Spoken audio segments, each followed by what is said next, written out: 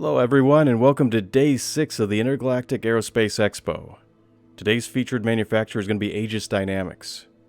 And this time we have two showroom floors that have been set aside for displaying all of the ships that they have to offer.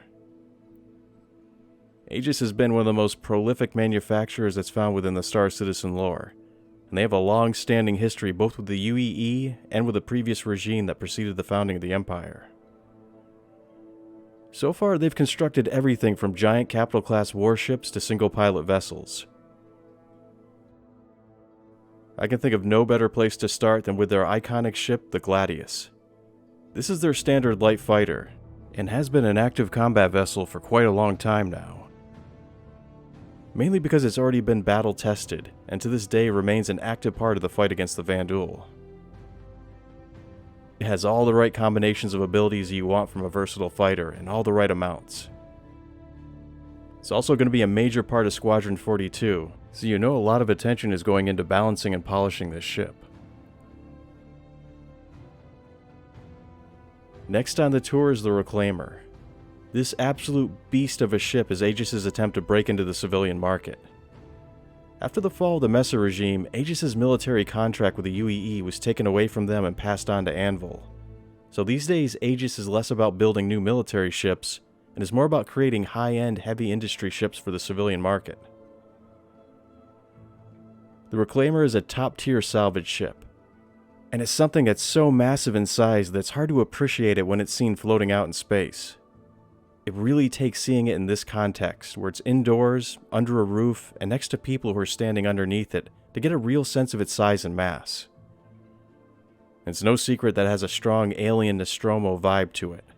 And whether you're a fan of that genre, or you just want to be a leader in the salvage career path, this is going to be a highly desirable ship.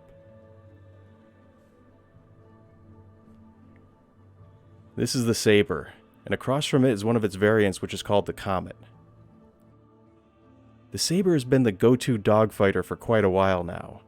It's designed as being a stealth fighter, but when it's outfitted with military-grade shields and power plants, and has been given a gimbaled loadout, it's equally capable of bringing on the pain in a straight-up dogfight to any other comparably sized ship that's out there. The one vessel that I owned for years was a Super Hornet, and I can honestly say that the only ship that I feared when flying it was a Saber. In the hands of a good pilot, this ship can do no wrong.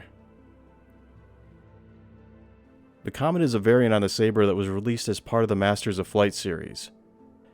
It's technically the same ship, but it comes with a different paint job and a unique loadout. Grouped together in the far end of the convention hall is the Vanguard series. There's 4 in total, all of which are famous for their range and durability.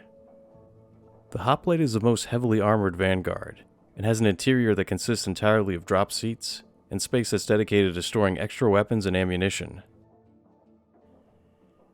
The Warden is a heavy fighter and is the perfect choice for escort duty to accompany larger craft during longer journeys. Out of all the other Vanguards, it has the most amenities built into its habitation pod to ensure the crew has the best chance of survival in case they have to eject out into space.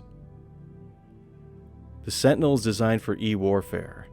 It has the lightest armor in the series, but it has an EMP device, an augmented reality cockpit interface, hacking equipment, and comes with a good amount of distortion-based weapons. The Harbinger is designed as the bomber of the group, and is very similar to the Warden in most ways, but it replaces some of its smaller missiles with 3 torpedoes, and it has a distinctive looking set of rocket pods that are mounted onto the dorsal turret. The second floor is no less impressive with what it has to display. Located front and center of your view as soon as you enter the hall is the Eclipse. This is Aegis' stealth bomber, and it holds 3 size 9 torpedoes. The Eclipse is designed to be a short-range vessel that's launched from a larger craft. It has one purpose, and lacks the armor or suitable weaponry for dogfighting. But it does synergize nicely with the Saber, that can match its stealth and be used as an escort craft to guide it to its target. The centerpiece of the room that occupies the same spot that the Reclaimer did on the previous floor is the Hammerhead. This is a heavy gunship, and it sports 6 turrets that each holds 4 size 4 repeaters on it.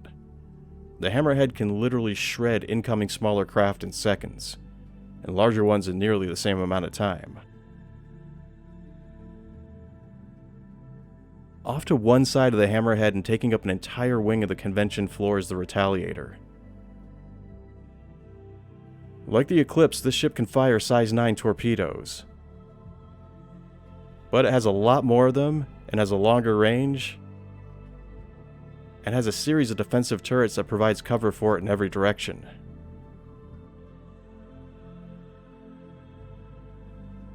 Opposite the Retaliator on one side of the convention hall is where the Avenger series are being held on display. These ships were the go-to fighter of the UEE Navy before it was replaced by the F-7C. Since then it was repurposed to be used by the advocacy, private police forces, and for civilians. The Stalker is an interceptor that has been specifically outfitted for bounty hunting. The Warlock's been outfitted with an extremely strong EMP device. The Titan can be used as a light freighter and has room in its cargo hold for 8 SCU's worth of cargo, which it stores internally. And the Renegade is a variant on the Titan that has thicker armor and a weapons loadout that's more focused on dogfighting. It also has a unique paint job that really manages to stand out among the crowd of Avengers.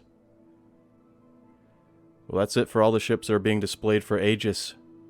Well, I'm going to stop the audio here and do a full walking tour of both floors, one of which I've left the character in for you to see, just so you can get a sense of scale from some of these ships. Thanks for watching, and take care.